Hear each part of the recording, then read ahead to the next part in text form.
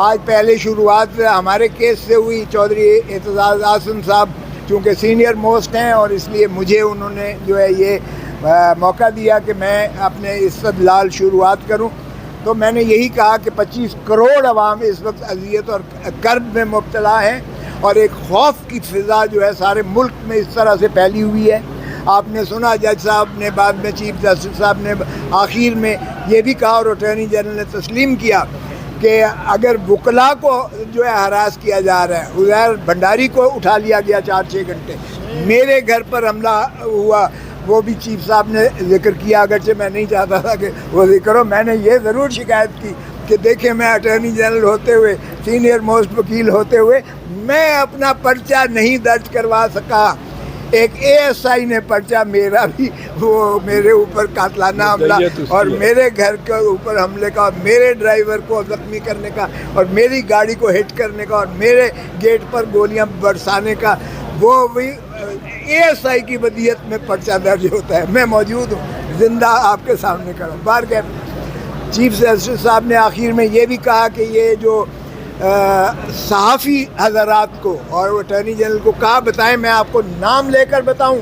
کہ جن صحافیوں کو آپ نے جو اغوا ہیں جن کو جو ہے اس طرح ہراساں کیا جا رہا ہے یہ بھی بند کریں اور فوراً مخلصی دیں. اسی طرح چودھری صاحب نے پوائنٹ آؤٹ کیا کہ عورتوں کو بھی جو ہے آپ سے بھیجا یعنی ان کو بھی محبوس کیا ہوا ہے, ان کو جیلوں میں بند کیا ہوا ہے. چیف صاحب نے اس کی بھی فہرست مانگی ہے اور ٹوٹل کتنے مقدمات ہیں اس وقت, کتنے لوگ پابا سلاسل ہیں, کتنوں کو فوجی عدالتوں میں مقدمہ ریفر کیا گیا ہے, کتنے سویلین سائٹ پر ہیں, یہ ساری بھی فہرست چیف جسٹس صاحب نے مانگی ہے.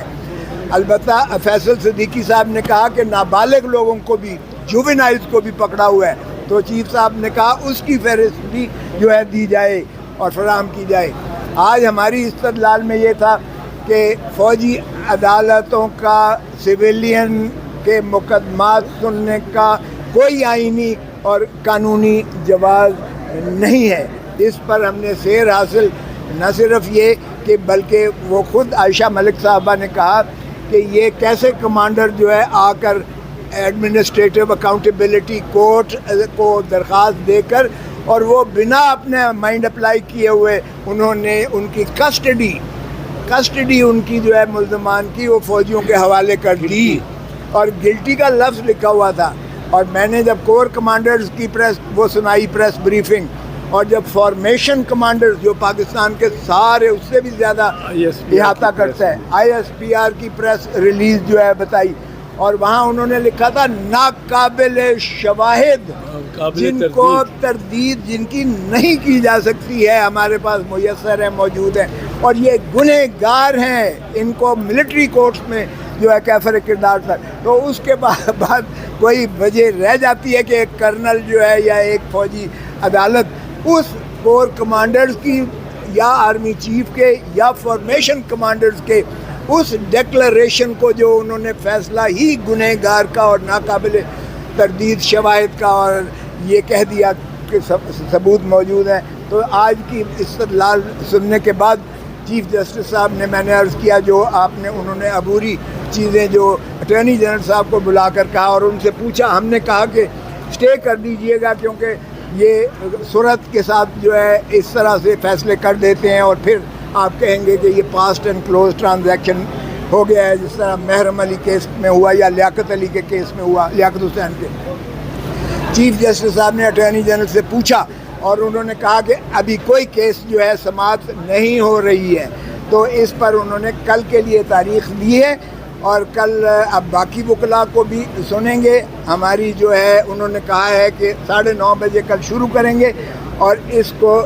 جتنی جلدی سے جلدی اس کو نپٹائیں گے کیونکہ یہ عوام و ناس کے بنیادی حقوق کا مسئلہ ہے جس میں فوجی عدالتوں کا قیام یہ دوہرے پیرلل جوڈیشل سسٹم کے متصادم ہے, یہ بنیادی حقوق کو جو ہے زک دیتا ہے, یہ due process of law article 10A کی نفی کرتا ہے, یہ بین الاقوامی قوانین کی بھی نفی کرتا ہے جس کا میں نے انہیں حوالہ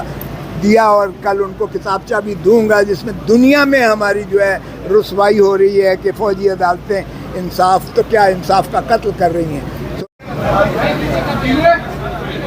बिस्मिल्लाहिर्रहमानिर्रहीम। आज अभी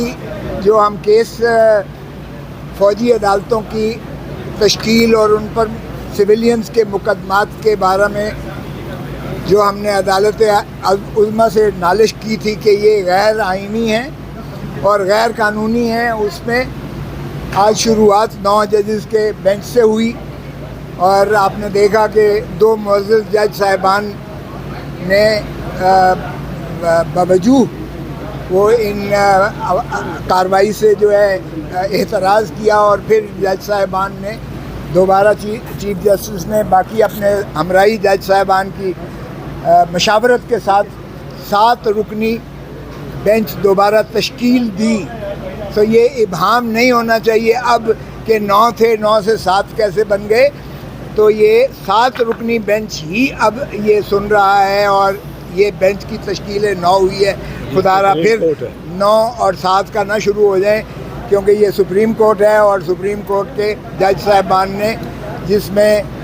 जस्टिस मंसूर अली शाह साहब भी शामिल हैं, जिसमें जस्टिस या अफरीदी साहब भी शामिल हैं, इजाज़ुल आसम साहब भी शामिल हैं, जस्टिस मुनीब अख्तर साहब भी शामिल हैं, मज़ाहिर अली अकबर नकवी साहब भी शामिल हैं और आयशा मलिक साहिबा भी शामिल हैं। ये 7 जजेस पर मुश्तमिल। बाकी 6 जज यहाँ नहीं हैं, लाहौर में नहीं, इस्लामाबाद में नहीं है, वरना हमारी इस्तदा थी कि फुल कोर्ट बैठे, यानी 15 के 15 जज साहिबान सुने। हम नहीं चाहते थे कि फिर ये है 7-3, 7-5, 3-2 इसकी कोई इबहाम रह जाए।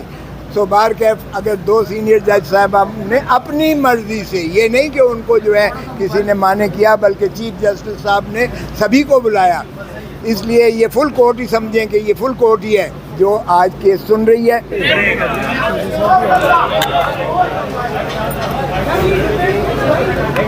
आप ही शुरू कर रहे थे सर।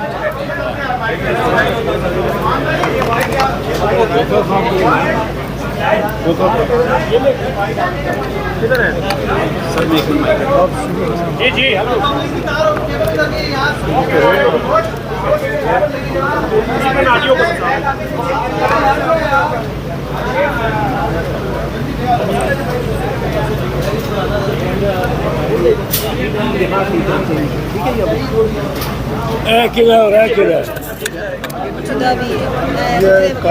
वायरलेस मैं भी आगे रख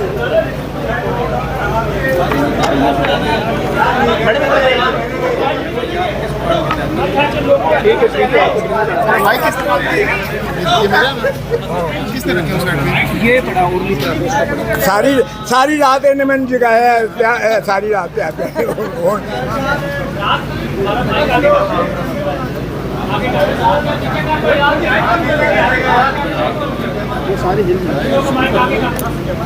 आप जब कौन आपका लीडर है, जब आप बताएंगे तो फिर हम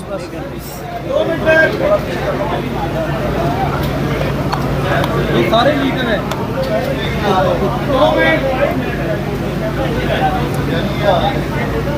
ठीक है।